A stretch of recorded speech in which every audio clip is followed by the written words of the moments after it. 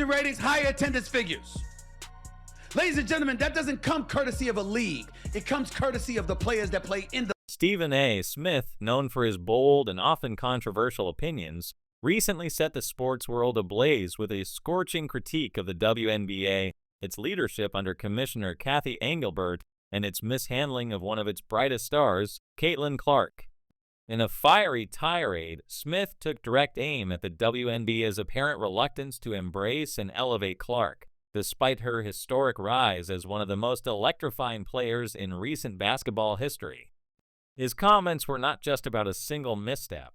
They were about a deeper, more concerning issue: the failure of the league to seize the moment and capitalize on its growing popularity. The issue at hand wasn't simply the overlooked marketing of Caitlin Clark. It was the broader failure of the WNBA's leadership to recognize the potential of a player who had single-handedly transformed the league's visibility. Clark, whose meteoric rise had not only attracted record crowds but also skyrocketed television ratings, should have been the focal point of the league's growth strategy. Instead, Smith argued the WNBA hesitated. The league didn't maximize the opportunity that Clark's talent and fan appeal presented. Worse, it was evident that instead of celebrating her achievements, the league had been too slow to recognize her influence, while veteran players and league executives seemed to dismiss her at every turn. When Caitlin Clark entered the WNBA, she didn't just bring talent to the table, she brought a tidal wave of excitement. Her debut season drew record-breaking attendance and viewership, and it was clear to everyone watching that she was no ordinary player. She wasn't just filling seats or drawing attention, she was electrifying the sport in a way few athletes can. However, as Smith pointed out, the league didn't seem to understand the power Clark had at her disposal. Instead of capitalizing on her momentum, they acted with hesitation, leaving Clark to navigate her own success largely without the league's support. This wasn't a one-off oversight, Smith argued. It was a troubling pattern. In his view, the WNBA had shown a consistent inability to properly elevate its stars, especially Clark, who was breaking records and transforming the public perception of women's sports. Instead of stepping up to the challenge, the league remained cautious, almost indifferent to her groundbreaking impact. Smith wasn't just criticizing the WNBA for failing to promote Clark, he was calling out the broader dysfunction at play, a disconnect between the league's management and the talent on the court. This was a failure of leadership, and it had real consequences, not just for Clark, but for the league's future. One of the key moments that crystallized the frustration was the way the WNBA handled Clark's recognition as Rookie of the Year. Instead of a grand, celebratory moment befitting her historic season, Clark's award was announced with a phone call during a practice before a playoff game. This lackluster gesture, compared to the celebrations of other award winners, felt like a slap in the face. Fans were quick to notice this oversight, and the backlash was swift. How could the league so blatantly ignore a player who was not just performing at a high level, but was actively growing the sport's fan base? In a league that constantly struggles to gain the mainstream attention it deserves, the opportunity to celebrate Clark could have been an event that generated significant buzz. Yet, the WNBA missed the mark. To make matters worse, Smith noted the stark contrast between how Clark's achievements were treated versus those of her peers. While she was putting up historic numbers and transforming the fan experience, her accomplishments were routinely overlooked. When she was named to Forbes 30 Under 30 and BBC Sports Person of the Year, the league did little to recognize or amplify these moments.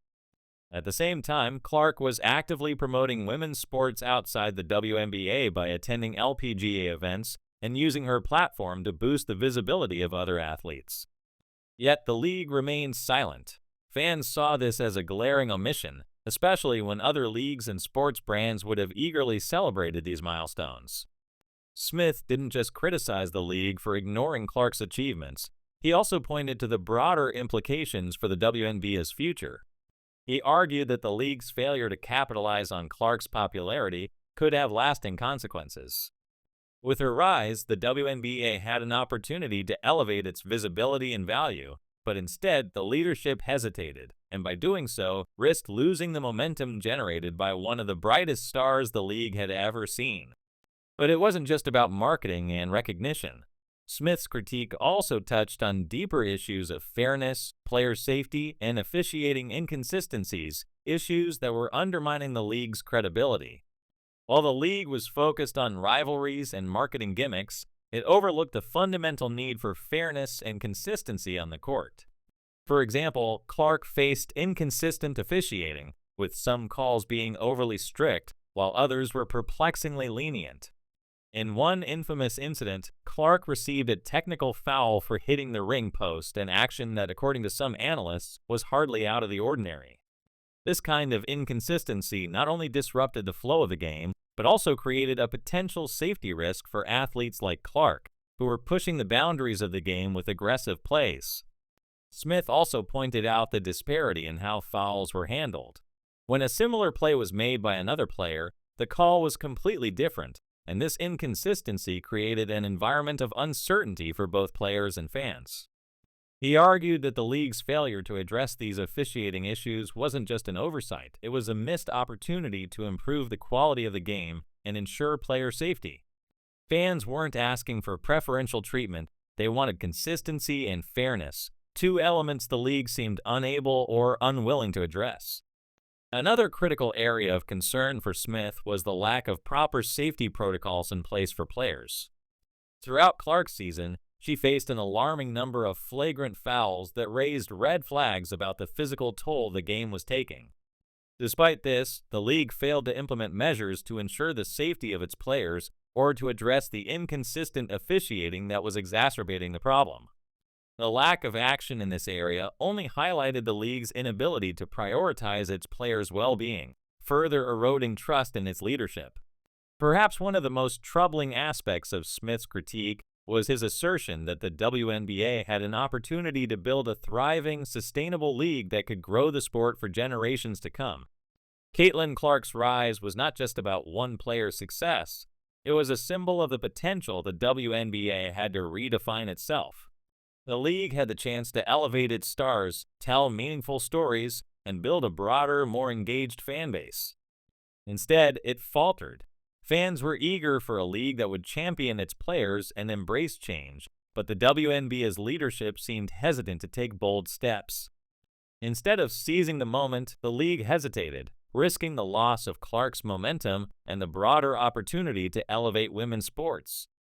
Smith's frustration wasn't just about missed opportunities, it was about the bigger picture. The WNBA was at a crossroads, and its leadership needed to make some tough decisions. Would they embrace the bold vision that Clark's rise had shown was possible, or would they continue to miss the mark and let the momentum slip away? The stakes were high, and Smith warned that if the league didn't make a decisive change, it risked fading into irrelevance. Despite these frustrations, there were signs that the WNBA had made some progress. Corporate sponsors were stepping up in ways they hadn't 5 years ago, and there was a growing recognition of the need for change. Yet the league's failure to build on the momentum of players like Caitlin Clark was still glaring. The marketing strategies focused on rivalries and star power, but they didn't go far enough. They didn't tell the deeper, more compelling stories of the players like Clark who were pushing the boundaries of the sport and inspiring a new generation of fans. Smith's critique wasn't just a condemnation of the league, it was a call to action. He was challenging the WNBA to rise to the occasion, to step into the future, and to embrace its stars like Caitlin Clark. If the league could do this, it could truly transform itself into a global powerhouse. But if it continued to sit on the sidelines, focusing on surface-level gains instead of meaningful change, it would continue to struggle. Ultimately, the future of the WNBA rests on its ability to capitalize on the talent it has and to create a sustainable, inclusive environment for both players and fans. Caitlin Clark's rise was a test of the league's leadership, and so far the response had been underwhelming. But as Smith pointed out, the opportunity is still there. If the WNBA can embrace its stars, fix its internal issues, and foster a culture of fairness and excitement, it could change the landscape of women's sports forever. The question now is whether the league will rise to meet the challenge or let this moment slip away. The time for change is now, and the stakes couldn't be higher.